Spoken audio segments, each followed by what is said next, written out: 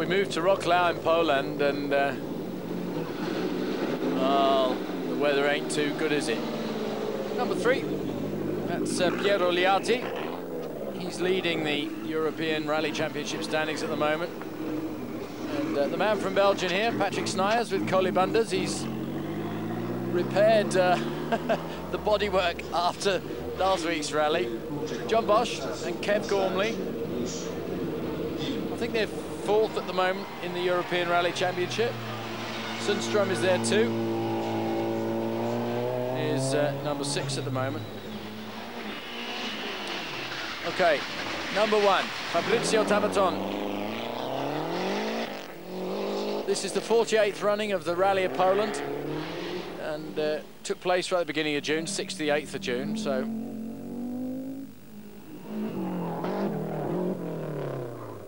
Piero Liatti going well at this stage.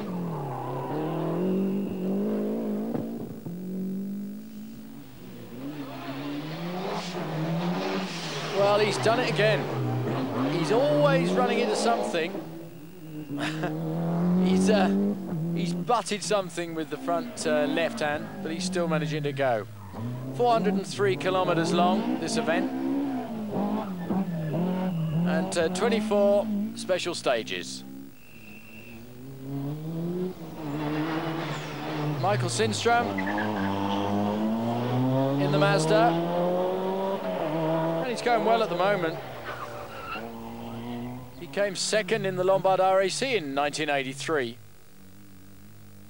And he's been rally champion in Finland so many times. He's a great driver. He ran the Baron Rally as well. Well, Snijers still going well despite the bodywork. And he's in the lead again, and it'll be interesting to see whether he can stay on the road and in contention. Liatti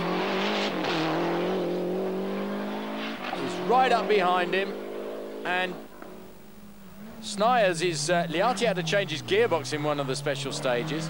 This is the guy from Belgium, Marc Soulet.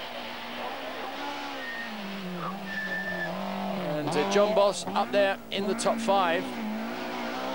Good on the tarmac stages, not so happy on the loose stages. But here's Sundstrom with the Mazda. And he's inside the top 10 at the moment. He had 1 or 2 problems there. Here's Thiry. He's going well, the Belgian, young Bruno. Here's the champion of Poland now, look, Kopa and Wisłowski in their Golf. My word, what's that? 000. They give that one 3 days start to check it all out. So, Piero Liatti has got the lead at the moment. And Snijers is just about 2 seconds down after 4 special stages. And he had trouble, didn't have time to change his tyres on 1 special stage, and that created a problem. Marc Soulet, he's 8th overall at the moment.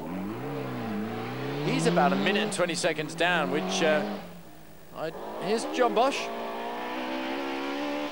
He's 6th at this stage, but Liatti hammering hard.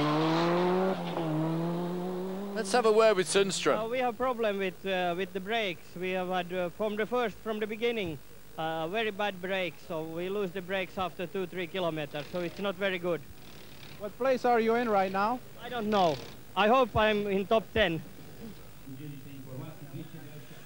Well, Sundstrom be sorting out this Kevin Gormley. Let's have a chat with Snijers, find out what happened with his car. Look. Op het verbindingstuk van Wrocław naar de eerste proef zijn we in een leerlingauto gereden. Die stond eigenlijk geparkeerd in een lange bocht achter een vrachtwagen. I actually hit another car on the way to the first stage, he says. We hebben even er van achterin geknald. And he says that's live, a little bit of damage, but nothing too bad. Ik denk dat we gedeeltelijk op een and John Bosch, plaats staan. he's 6th at the moment, and he's not very happy really. Het was nog erg glad tot en met proef 5 en daarna is het pas echt droog geworden. So, we move on to the second part of the first day. A lot of the rally was run on day 1. There were 37 cars in Group N and 49 cars in Group A. And Poland's own champion, Kopa, getting a good cheer from the crowd. Car 15, co-driver Wisławski. And the crowd saying, go on there, son, give it rock all. Great, well, he's beaten out his front end, but you'd hardly believe it was one careful lady owner, would you? Only driven on Sunday afternoon. Liatti going well. Piero Liatti, second at this stage. And number 9 is the man from Austria, who is currently, I think, the Group N leader at that stage. Tabaton had a lot of trouble with his suspension in the Polish rally, he really did. And Marc Soulet is climbing up the leaderboard, but Tabaton not having a good run at all. Bosch and Kevin Gormley, and they're about 5 minutes down. And they actually had a problem avoiding a deer, actually, that jumped out in front of them at one stage. Bruno Thiry dropping back in this stage. Not happy at the moment. He's not having a good drive. So the start of the second day, Patrick Snijers had retaken the lead on the second day. And he's made a few alterations, not just with the bodywork. He's got a new headlight in there, but he doesn't need that today. And he's back in form again. I love to see that man when he's driving hard, but Liatti fought back and took the lead. And Snijers had problems, and so the lead sort of back and front and swapping and changing. So Liatti back in the lead with a gap of nearly 2 minutes, 2.25 minutes in front of Snijers.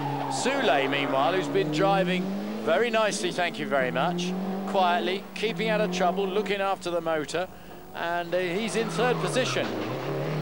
So all the battling going up in the front end. It's interesting to see Enrico Bertone coming through the field, and John Bosch is in 5th.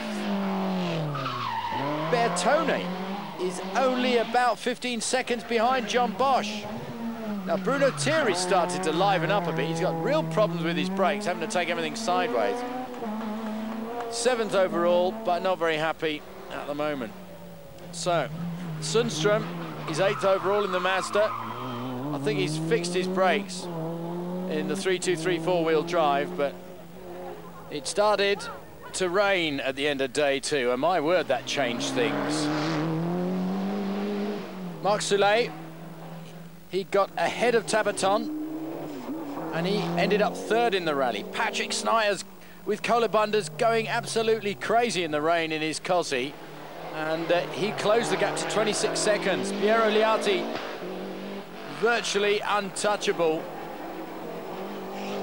and Tabaton ended up back in 5th, and John Bosch lost a lot of time because of the 2-wheel drive M3, but there's the final result. Liatti from Snijers, from Soulet, from Bertone, and Tabaton way back in 5th.